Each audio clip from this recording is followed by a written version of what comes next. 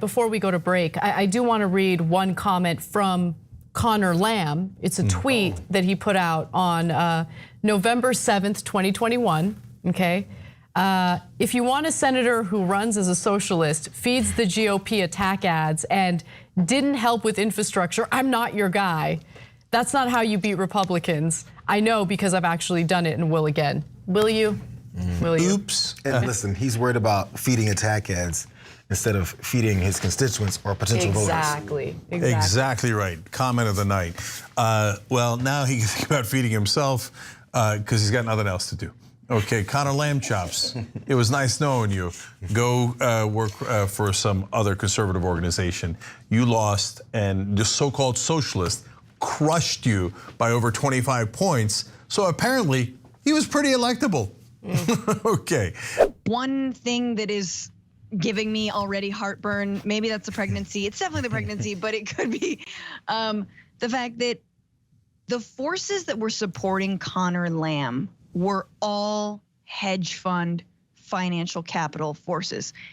We have to talk about crypto and how that's influencing stuff, but like, let's not forget like OG finance capitalism that absolutely is going to throw down against Fetterman, even though they threw down with Conor Lamb, because they're not loyal. They're only loyal to whoever's going to protect their moneyed interests, and that's not going to be Fetterman. So I think the grassroots campaign that he is looking at, the work to be done, is going to be huge and mighty. I mean, there's like from the Prospect earlier, some reporting from Alexander Salmon, who wrote that even the heir to the Hess Corporation fortune donated $250,000 to Lamb's pen progress, but then John Hess, executive of the Hess Corporation, also donated to McCormick's race. So like, do you know what I'm saying? They're just hedging their bets wherever they can, literally, because they're hedge funds. And so that's something that's sort of like a red flag.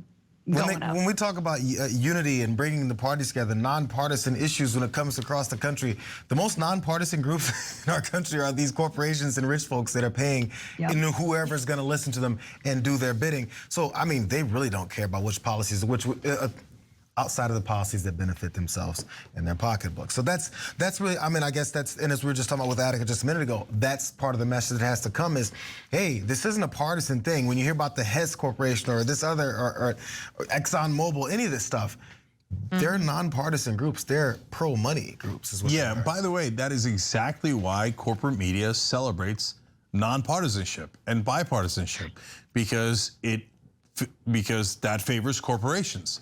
Corporations don't give a damn if they're bribing Republicans or Democrats. They just care that they get a return on investment.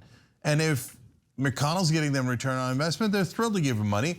If Pelosi's giving them return on investment, they're thrilled to give her money. Probably even more. Yes, and they've been very thrilled with both of those two for decades now.